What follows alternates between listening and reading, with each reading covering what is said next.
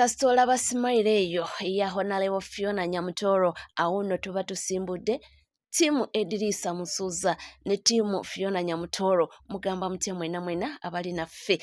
mwebale kubanga mwekumidde ku mukutu anti olwaleero nno tuba tulina bingi nnyo bye tulina okubanga tukutuusaako. Lunaku luli lwa Mande, ennaku z'omwezi ziri 13 mwezi gwa Kutaano mwaka 2024. Twali wano I think omwezi ogwokuna gwonna omuwala amanyiddwa nga Gasha oba omuyimbi amanyiddwa nga Gasha Omukameruni yakwata intaneti omubabiru nga buli w'obikula Eddy Kenzo yalya ssente za Gasha, buli w'okola bw'oti Eddy Kenzo yalya ssente za Gasha. Manya bigambo byali bingi, actually ebibuuzo ne bibeera bingi nti project bwe baba bagikola 215 ebbanga eryo lyonna counting from 215 to 2024 omuntu waviirayo ajja abanje ne twebuuza wakati w'emyaka egyo gyonna from 2015 abadde mugagga nnyo nga tajjukira nga nti yakola kolabo ne Eddy Kenzo, yali mugagga nnyo nga takimanyi nti kwegamba awo Biden essente nga weeziri ziweddewo within this year, ate mu mwezi gwokusatu gwokuna alyoka ajjukira okubanja essente ezo. Actually ebibuuzo byaliwo bingi nnyo naye nga ansa zaali ntini. Abantu ne batunula mu nsonga eno era ekibuuzo ekyo kikomyewo mbadde nkitayita n'enkisinkana ne beebuuza kati nga bisirise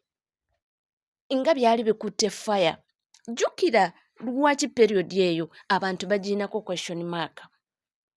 Eno ye periodi gye baweera Honorable Fiona Nyamutoro obwa minisita. Eno ye periodi Eddy Kenzo wawerekera Fiona Nyamutoro okubanga alayizibwa nga minisita.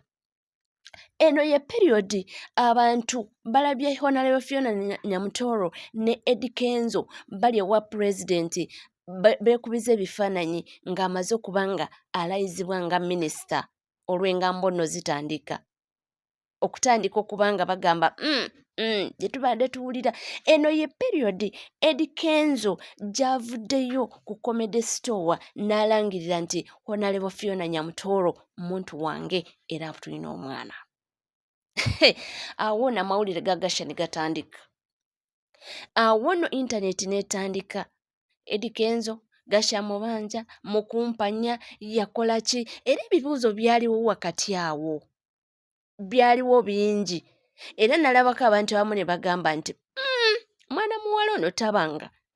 oba yali ayinemu baali bamusuubiza nti gwe bagenda okuba nga bakola ki, bazza mu kifo kya Maama Maalu, nti oba oluvannyuma okulaba ate nga bataddewo omulala n'alyagala aggulewo olutalo bw'atyo. Ekyo ekibuuzo ne kiba nambeemu. Ekyokulala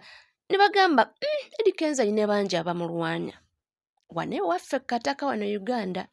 bangi nnyo abaana bakubye Eddy Kenzo left right. Ne bakimanya abamu ne bagamba nti nedda ekintu kino mwandibaamu abantu b'ewaffe wano abaffe bennyini nga be bali mu kubanga bapika ekintu kino. One, baagala kuswaza Eddy Kenzo nti Eddy Kenzo aswale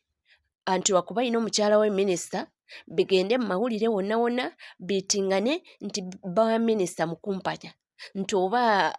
Honorable Nyamutoro abirabe agambe ate ekyo nakyo ne bakiteekaawo. Omulala n'avaayo n'analayizinga n'agamba nti nedda wandibanga maybe just waliwo olukwe nga era nga bintu nga biva waffe wano Kataka nga just bagezaako okuba nga baagala kumirikinga ssente mu Honorable Nyamutoro nti ajja kukola mangu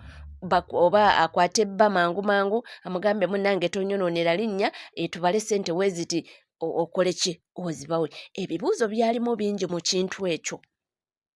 periodi eyo. Era ekibuuzo kino nkisanze in fact omuntu abadde akyebuzaako n'agamba ye abange ensonga za Gasha zaasirikira wa? Ensonga za Gasha nga zajja mu periodi just period yali oba ngigambe nti yali sensitive ate nemala nezima nesirikira wepo period eyo nga bawadde Honorable Nyamutoolo obwa minisita period eyo Eddie Kenzo amuwerekeddeko alayiziddwa same period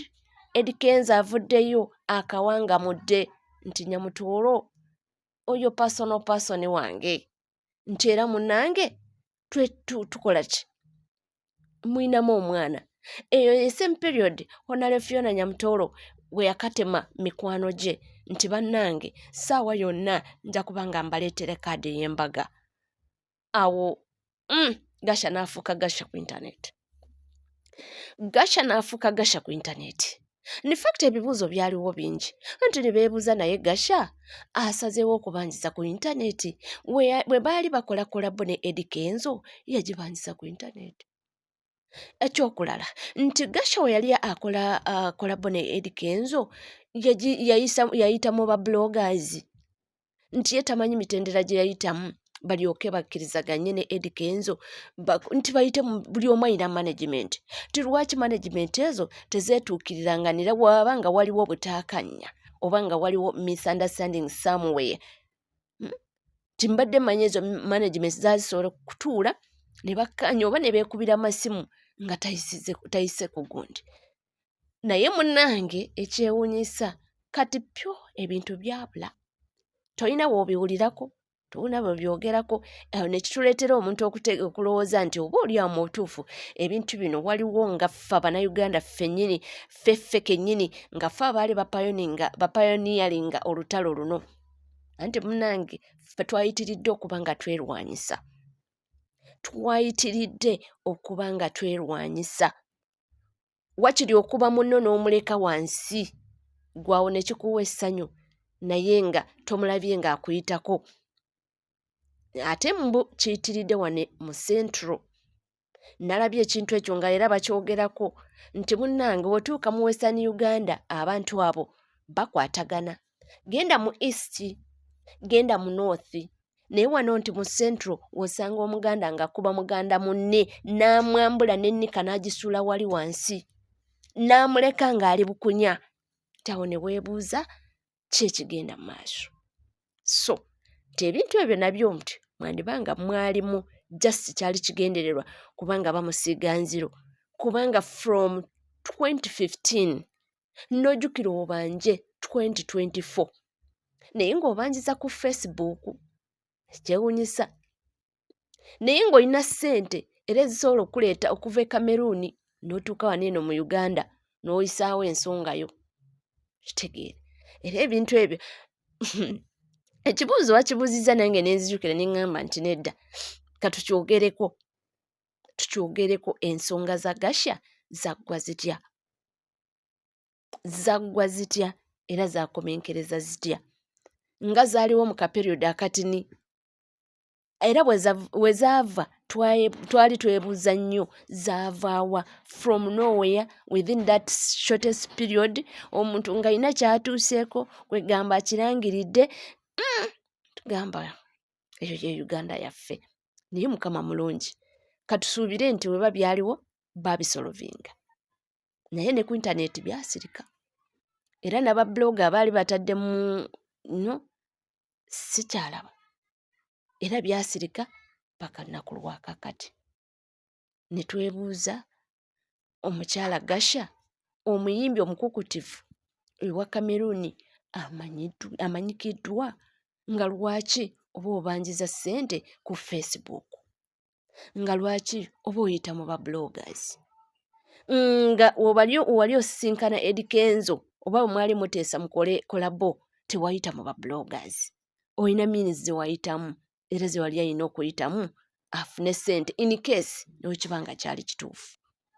kale mwaliwo ebintu bingi era wano eno mu Uganda munnange ebyo bingi nnyo naye Mukama mulungi ffe tuli eno batiimu Nyamukenzo batiimu Nyamutoolo batiimu Eddie Kenzo ffe wetuli batiimu Nyamusuuza tuliwo kubanga tubatuusaako amawulire gonna era ye